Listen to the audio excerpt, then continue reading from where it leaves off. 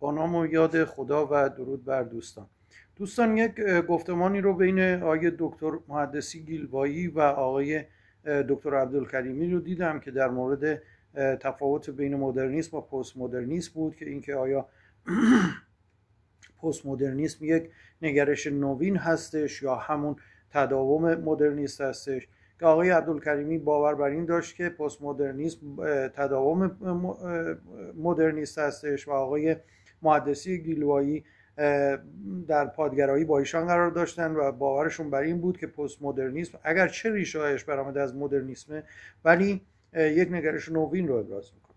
البته با توجه به در واقع بحثایی که امروز در جهان مطرح میشه، از جمله استعاره‌های مورگان و از جمله استعاره‌های شوارز و آجیلو، باور من بر این هستش که آقای مهندسی گیلوایی درست میگن، چرا که در پست مدرنیسم اون چیزی که باعث میشه که پست مدرنیسم به یک جهانبینی نوین دگریده بشه این هستش که استعاره هایی رو مورگان میاد و بهش میپردازه و یک سری استعاره هایی که شوارز و آجیلو در پژوهش های بنیادین خودشان به اون دست پیدا میکنن.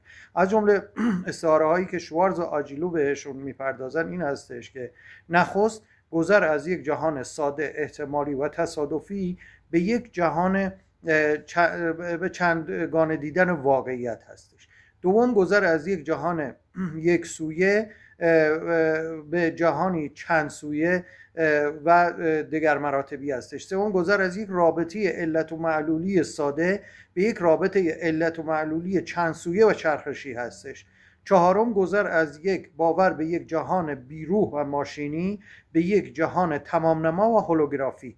پنجم گذر از باور به ثابت و مشخص و قابل پیش بینی بودن جهان به اینکه جهان غیر قابل پیش بینی و نامشخص هستش.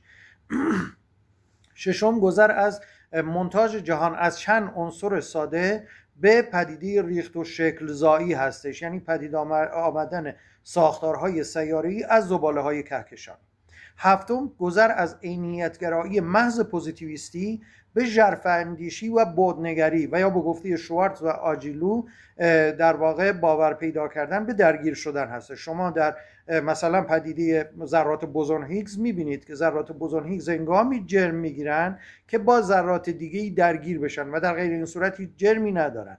بنابراین این هم از نظر علمی این هفتمین مثالواره‌ای رو که شوارتز و آجیلو میان و مطرح میکنن ثابت میشه. سپاسگزارم. البته باید بگم که بنابراین گفته‌های آقای مهندسی گیلوایی درست هستش و پست مدرنیسم یک نگرش و یک جهانبینی نوین هستش. سپاسگزارم.